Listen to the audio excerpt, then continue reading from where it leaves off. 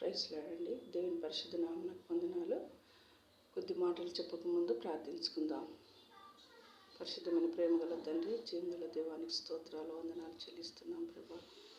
నిన్న నేడు రేపు ఏకెళ్తున్న తండ్రి, శ్రేష్టమైన నామం, పవిత్రమైన నామం, అమూల్యమైన నామాన్ని బట్టి నీకే వందనాలు స్తోత్రాలు చెల్లిస్తూ ఏసే ఘనమైన నాన్న ప్రార్థించి వేడుకుంటున్నాం తండ్రి.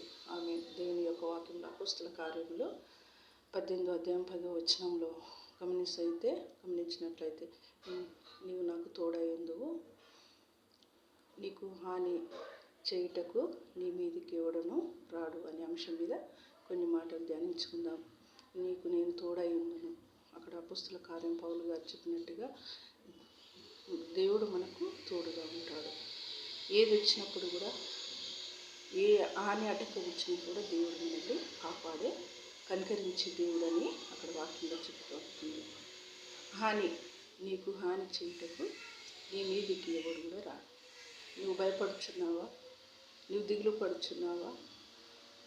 నిన్ను ఎవరైనా కోపం పడితే బాధపడుచున్నావా? నువ్వు ఇంటికి తిరిగి వెళ్తున్నావా? నీకు నెమ్మది లేదా? నీకు శాంతి లేదా? నీకు సమాధానం లేదా? నీకు నెమ్మది లేదు. దేవుడు ఇవన్నీ జీవం గల దేవుడు నీకు నెమ్మదినిస్తాడు, శాంతి సమాధానం ఇస్తాడు. నువ్వు చింతపడుచున్నావా? నీ ఆరోగ్యం కొరకు బాధపడుచున్నావా? దేవుడు అవన్నీ చూసుకుంటాడు. నిన్ను తిట్టే వారి కొరకు నువ్వు వారిని ఏమనొద్దు. నీ మీదకి వచ్చిన వారిని కూడా నువ్వు ఏమి అనొద్దు. దేవుడు వారిని చూసుకుంటాడు. నీ మీదికి ఎలాంటి హాని ఆటంకం లేకుండా దేవుడు నీకు తోడుగా, దేవుడు నీకు నీడగా, అండగా, ఆదరణగా ఉంటానని వాక్యంలో చెప్పబడుచున్నది. దేవుడు మనకు సమస్తాన్ని అనుగ్రహిస్తానంటున్నాడు.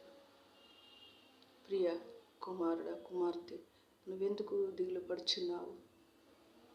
నీ మీదికి ఎవడును రాడు. నీ మీదికి ఎవడు కూడా రాడు. ఏమి కూడా చేయడు. ఏ హాని కూడా చేయడు. నిన్ను కోపం చేయడు. నువ్వు దిగులు పడొద్దు.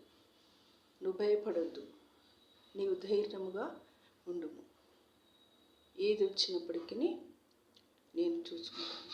నీకు ఎవరైనా ఎదురొచ్చి నిన్ను తిట్టుచున్నారా? నువ్వు నలిగిపోతున్నావా? నువ్వు విసిగిపోతున్నావా? నువ్వు అలసిపోతున్నావా?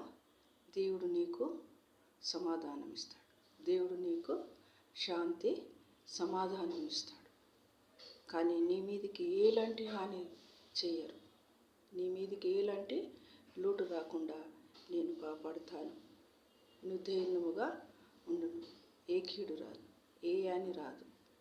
ఎవడును నిన్ను ఏమి కూడా అనడు.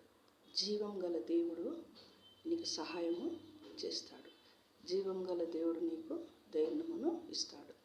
కానీ మనము నీతిమంతులుగా, న్యాయముగా, యథార్థవంతులుగా ఉండాలని దేవుని యొక్క వాక్యంలో చెప్పబడుతుంది. మరి నేను నీకు తోడుగా ఉంటాను. దేవుడు మనకు తోడుగా ఉంటానని వాక్యంలో చెప్పబడుతుంది. ఎలాంటి నీకు హాని, ఆటంకము, భయము, దిగులు ఉండకుండా నేను నిన్ను కాపాడుతానని ఆ వాక్యంలో అపోస్తల కార్యంలో 18:10లో చెప్పబడుతున్నది. దేవునికి వందనాలు. ఈ కొద్ది మాటలు ముగిస్తున్నాను.